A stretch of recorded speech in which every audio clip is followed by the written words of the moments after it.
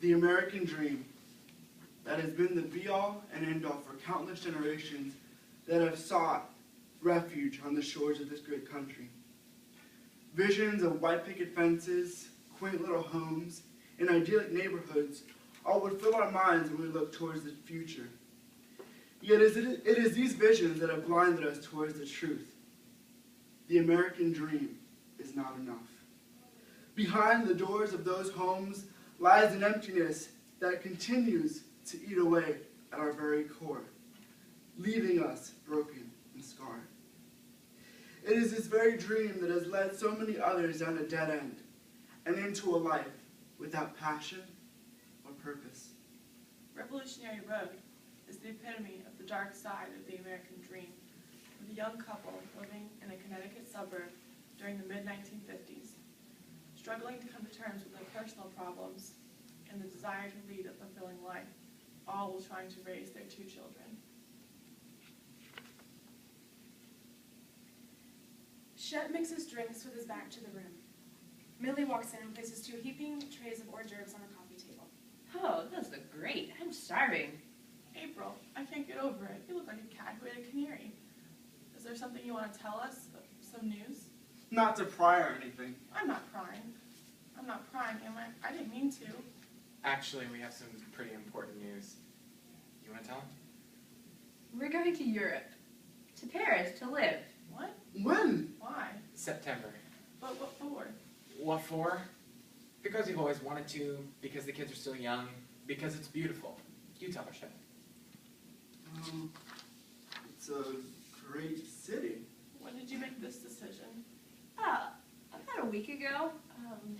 It's hard to remember. We just suddenly decided to go, that's all. A week ago? And you tell us now? We had to get used to the idea. So what's the deal, Frank? Did you get a job over there or something? Not exactly. What do you mean, not exactly? Well, Frank won't be getting any kind of a job. Because I will. And what are you going to do? I'm going to study, I'm going to read, and I suppose I'm going to finally figure out what I want to do with my life. While she supports you. Yes, while she supports me, at least initially.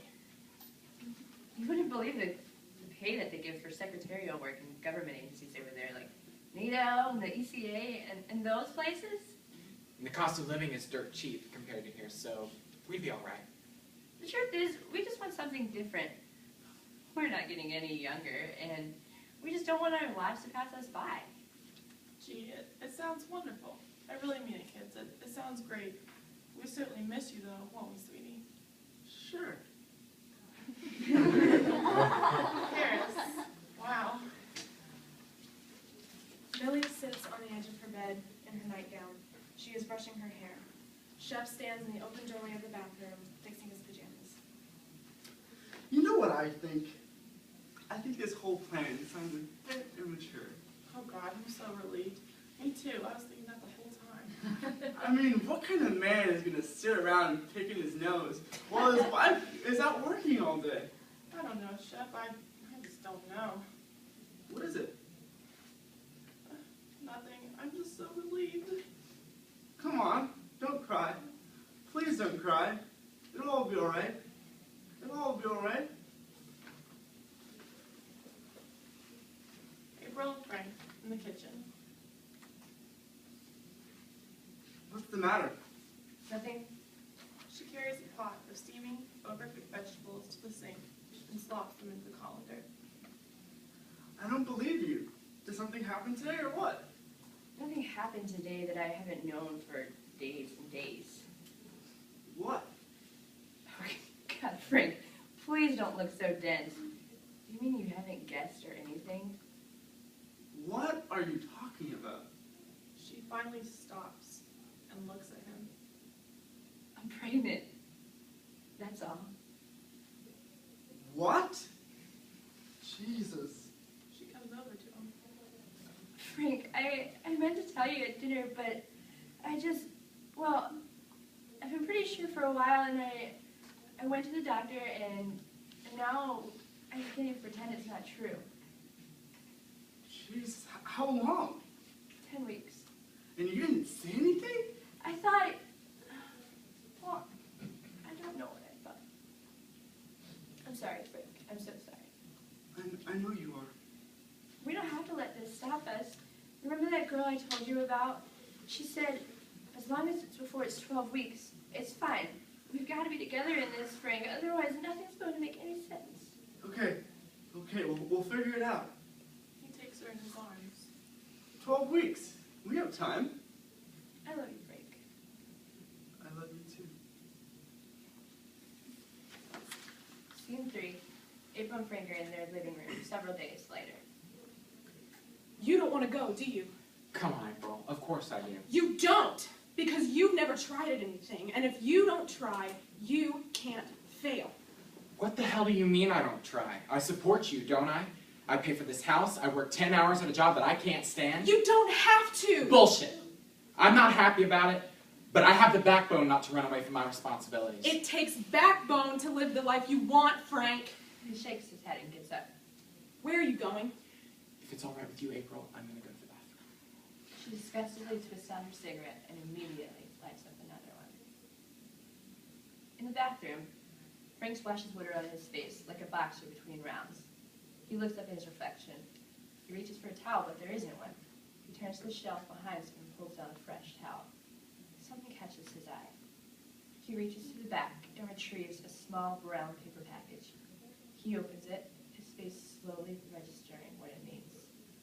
April wheels around as Frank storms in, a rubber syringe in his hand. What the hell are you going to do with this? And what are you going to do? You're going to stop me? You're damn right. Go ahead and try. Listen to me. If you do this, I swear to God. You'll what? You'll leave me? Is that a threat or a promise? When did you buy this, April? You know, you're really being melodramatic about this whole thing. As long as it's done in the first 12 weeks, it's perfectly safe. That's now, April. Don't I get a say? Of course you do! It would be for you, Frank, don't you see? So you could have time, like we talked about. How can it be for me if the thought makes my stomach turn over? Then it's for me! Tell me we can have the baby in Paris, Frank, but don't make me stay here, please! We can't have the baby in Paris. Why not? I don't need everything we have here. I don't care where we live. I mean, who made these rules anyway? The only reason we moved out here was because I got pregnant. And then we had another child to prove that the first one wasn't a mistake. I mean, how long does it go on? He turns away. Frank, do you really want another child? Do you? Come on, tell me. Tell me the truth, Frank. Remember that? We used to live by it. You know what's so good about the truth? Everyone knows what it is, however long they've lived without it. No one forgets the truth, Frank. They just get better at lying. So tell me the truth. Do you really want another child? Frank turns towards her. All I know is what I feel. Anyone else in their right mind would feel the same way. But I've had 2 children.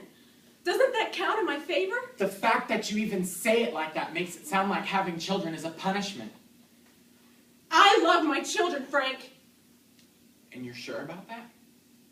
What the hell is that supposed to mean? April, you just said our daughter was a mistake.